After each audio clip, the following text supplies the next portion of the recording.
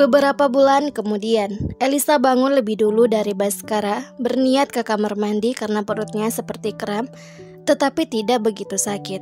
Elisa pikir ia hanya ingin buang air besar, tetapi sepertinya tidak, karena kramnya sudah hilang. Elisa pun melanjutkan untuk mandi.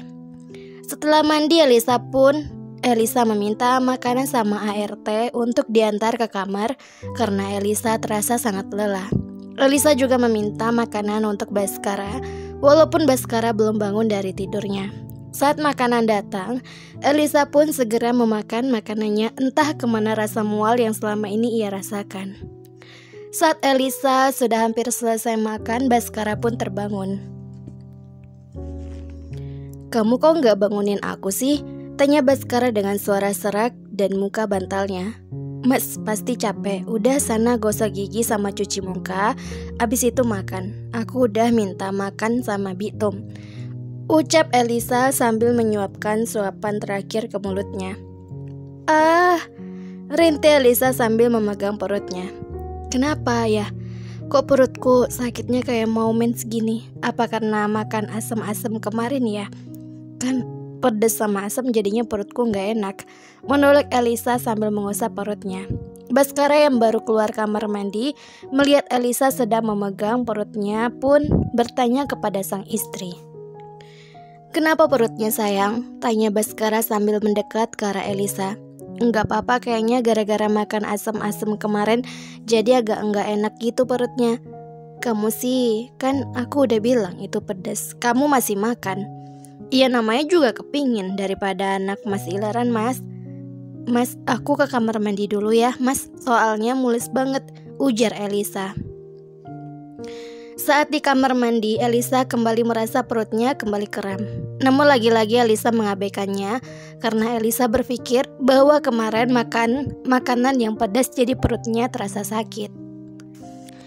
"Mas," teriak Elisa dari dalam kamar mandi dan membuat Baskara yang tengah makan langsung terbangun dan lari. Dengan segera Baskara langsung menghampiri Elisa ke dalam kamar mandi. "Kenapa sayang?" tanya Baskara panik melihat Elisa sudah duduk di lantai sambil memegang perutnya. Elisa menunjukkan celananya yang terdapat bercak darah yang membuat Baskara semakin panik sehingga tak bisa berpikir apapun. "Ini darah apa?" Baskara bertanya kepada Elisa karena merasa tak paham dengan maksud Elisa. "Aku pendarahan, Mas," ucap Elisa sambil mencekram erat celana yang ditunjukkan kepada Baskara.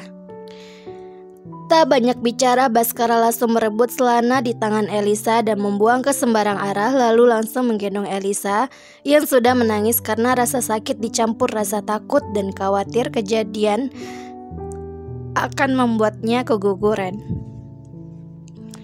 Baskara dengan tergesa-gesa membawa Elisa menuju mobil. Bitum yang melihat hal tersebut langsung menghampiri Baskara. "Nyonya Elisa kenapa tuan?" tanya Bitum panik. "Elisa pendarahan, Bi," ucap Baskara tanpa memperhatikan Bitum karena fokus mendudukkan Elisa ke dalam mobil. "Saya ke rumah sakit dulu ya, Bi," ucap Baskara sambil berlari ke arah kursi kemudi tanpa menunggu jawaban apapun ataupun respon dari Bitum. Baskara membawa mobilnya dengan sedikit lebih cepat dari biasanya. Dia juga sangat kalut melihat keadaan Elisa. Dia juga takut Elisa mengalami hal yang tidak diinginkan. "Kamu harus kuat ya, everything will be okay," ucap Baskara sambil menggenggam tangan dingin Elisa yang menahan rasa sakit. Baskara terus melajukan mobilnya agar segera sampai di rumah sakit. 5 menit berlalu, akhirnya Baskara sampai di rumah sakit. Baskara langsung menggendong Elisa menuju IGD agar istrinya segera mendapatkan pertolongan. "Kenapa Pak ini?" tanya suster yang langsung menghampiri Elisa dan Baskara. "Istri saya pendarahan, Sus," ucap Baskara sambil terengah-engah. "Baik, silakan ikut saya, Pak," ucap suster sambil menunjukkan arah bed yang akan ditempati Elisa. Setelah Elisa dibaringkan di atas berangkar, suster memerintahkan Baskara untuk segera mendaftarkan Elisa.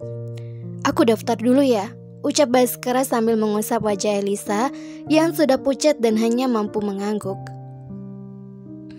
Setelah Baskara mendaftarkan ke bagian administrasi, Baskara kembali menuju bed Elisa. Di sana sudah ada dokter dan suster yang tengah melakukan pemeriksaan kepada Elisa.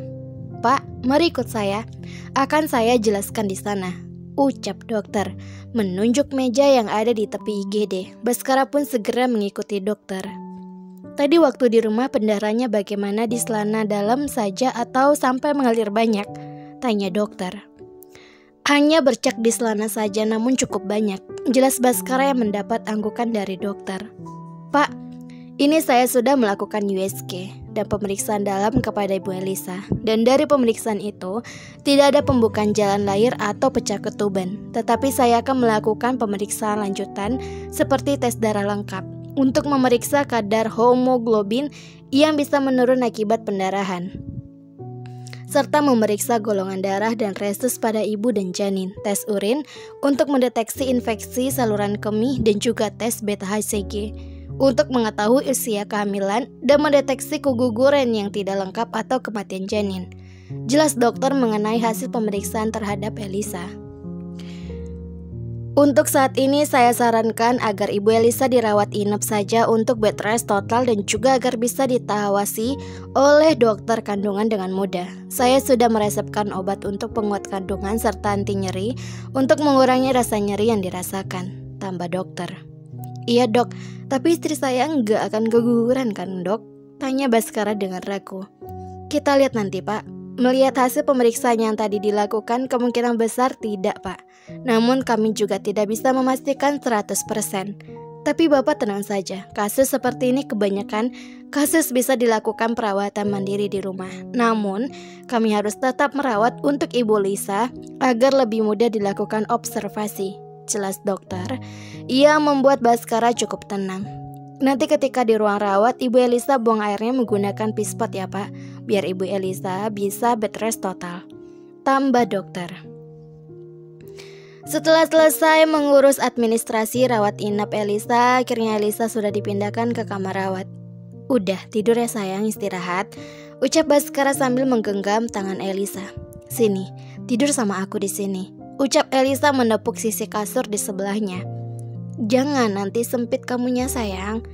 "Ya udah, nggak tidur kalau kamu nggak di sini. Aku pengen dipeluk." "Perutnya udah nggak sakit?" tanya Baskara yang mendapat gelengan dari Elisa. Akhirnya Baskara menuruti kemauan Elisa untuk tidur satu ranjang dengannya, walaupun cukup sempit untuk mereka berdua. Baskara pun tetap terlelap. Elisa yang sedari tadi hanya berpura-pura tidur akhirnya membuka matanya dan menatap dalam wajah Baskara yang tengah terlelap. Tak terasa air matanya turun karena merasa bersalah kepada Baskara. Elisa merasa dia sangat merepotkan Baskara. Air matanya semakin deras turun sampai tak terasa suara isakan kecil keluar dari mulutnya. Baskara yang mendengar isakan dan gerakan segera bangun. "Kenapa sayang, kok nangis? Perutnya sakit lagi?" tanya Baskara, panik yang hendak duduk namun ditahan oleh pelukan Elisa. Elisa semakin terisak di dada Baskara. Baskara membelain rambut dan punggung Elisa dan membiarkan Elisa menumpahkan rasa yang dirasakannya. Halo Novers, semuanya jangan kemana-mana, tetap di channel Mimin, channel Febitaloka. Jangan lupa untuk subscribe, like, dan komen, karena dukungan kalian adalah semangat Mimin untuk upload setiap harinya. See you next time, ketemu lagi di episode selanjutnya.